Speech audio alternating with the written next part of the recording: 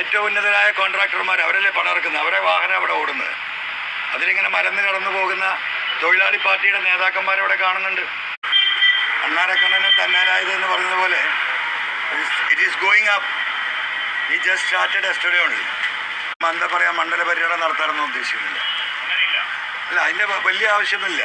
അത് ഒരു ദിവസം അല്ലെങ്കിൽ 1.5 ദിവസം അത്രേ സ്ഥാനാർത്ഥി പര്യടനം ഉണ്ടാവുള്ളൂ.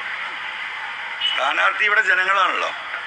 ഇവിടെ നിങ്ങൾ കണ്ണ് കാണുന്ന എല്ലാ വോട്ടർമാരും according to me they are the candidates.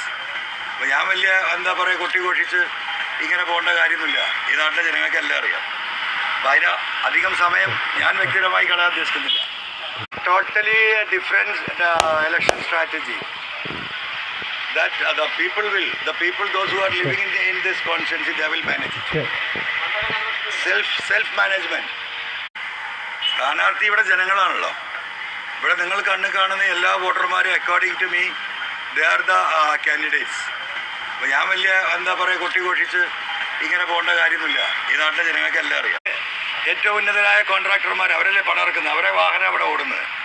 അതിലിങ്ങനെ മരന്ന് കടന്നു പോകുന്ന തൊഴിലാളി പാർട്ടിയുടെ നേതാക്കന്മാരവിടെ കാണുന്നുണ്ട്. മനസ്സിലായില്ലേ? എൻ്റെ കൂടെ ഈ ബൈക്കിൽ പെട്രോൾ അടിക്കാൻ കാശില്ലാത്തവരാ ഉള്ളത്. അവർ പകൽ പണിക്ക് പോയിട്ട് വൈകുന്നേരം 1 മണിക്കൂറോ 2 മണിക്കൂറോ അല്ലേ പ്രവർത്തനത്തിനാണ് ഉണ്ടാവുക. അപ്പോൾ ഇതങ്ങനെ ആ ഒരു രീതിയിൽ ഇറ്റ് ഈസ് ഗോയിങ് അപ്പ്. ഈ ജസ്റ്റ് സ്റ്റാർട്ടഡ് യെസ്റ്റർഡേ ഓൺലി.